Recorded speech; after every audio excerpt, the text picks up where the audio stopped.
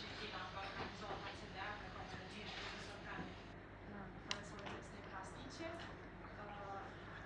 Sot këna me njërë një gjërat shumë me një tim shumë aktuale, që ka të bëjë pra me ekonomi, si investim për tamë. Ja po më spiti paka shumë edhe para prakër, se kemi në diskutu me profesorin Nisnik për ekonominë qarkulluara. Faleminderit për kohën. Për dallim prej kësaj që dha profesoresha, ata shpjegojnë kështu pak më cool, jo në formë të ligjërimit, po bëjmë një diskutim të shkurt, çka kemi dashur me bëu me kampanjën edhe pse kemi ardhur mirë taku juve. Faleminderit shumë edhe profesorëve tjerë, faleminderit shumë për pjesëmarrjen. E tha edhe profesoresha, sot e kemi edhe drejtoreshën e CDF, zonën e Emir Mahmuti. CDF-ja është një organizatë që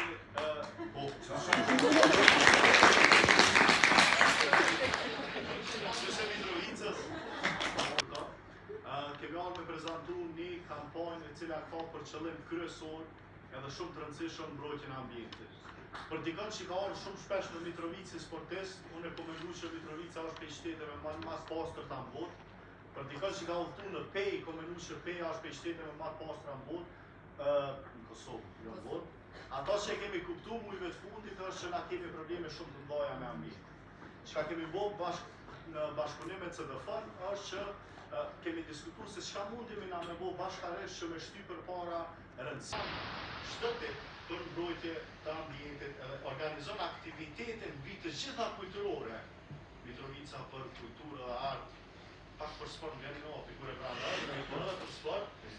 E dim për shka qenë dhe e dim për shështë, kështu që është shumë e rëndësishme që përmes organizatës shtatare, qindra aktivitete që ata i organizojnë, ju duheni me qenë pjesa atyre edhe me qenë zonin ndryshim. Për fond, mos harroni me mbrojt, me dasht edhe me mbajt ambientin. Faleminderit shumë.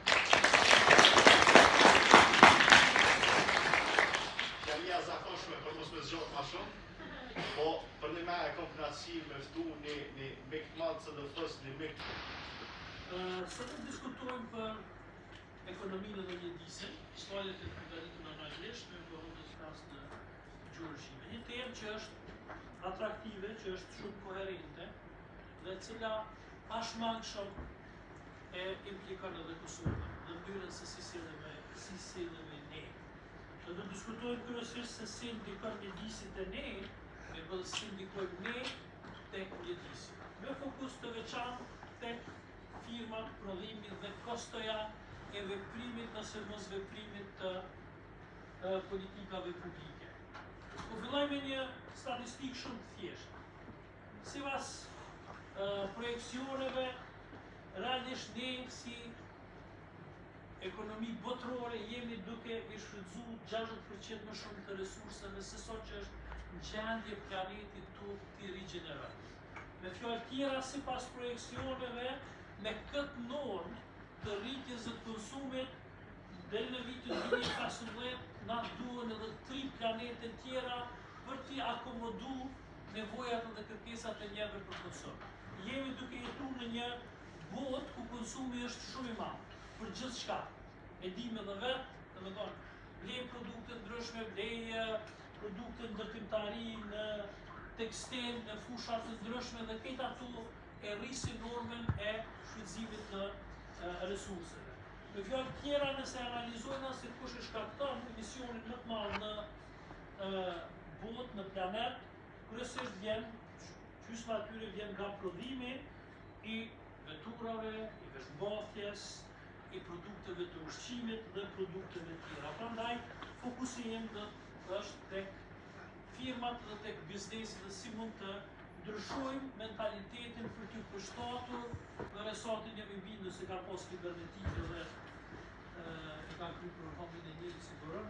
Kenneth Boulding është një prej themeluesve të teorisë së përgjithshme të sistemeve, i cili e thot një gjë shumë bukur, pak me sarkazm për ekonomist, po është shumë interesante.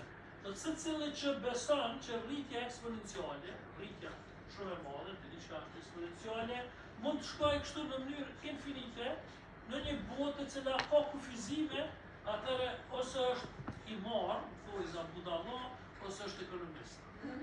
Kjo është do një ekonomisë jo prandaj po marrë një me fuj, po pak me sarkazm. Kjo është shqiptave t'ja internalizoj këtë kosto që ja shkakton shoqërisë.